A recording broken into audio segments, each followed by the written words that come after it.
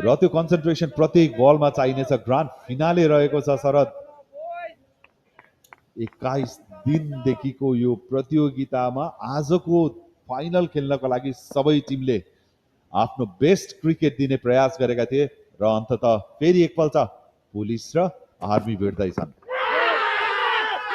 Police out रहेको थियो र औला उठेको छ।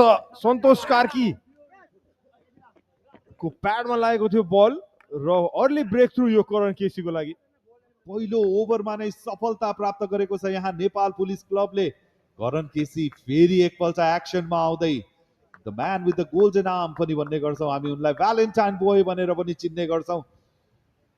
र पर्फेक्ट इन स्विङ्गर मिडल स्टम्पमा क्रास थियो, सम्भवतः गएर मिडल्यान्ड लेगमा गएर त्यो बल स्टम्पमा लाग्ने थियो। एकदमै सही निर्णय अम्पायर रामचन्द्रद्वारा भने।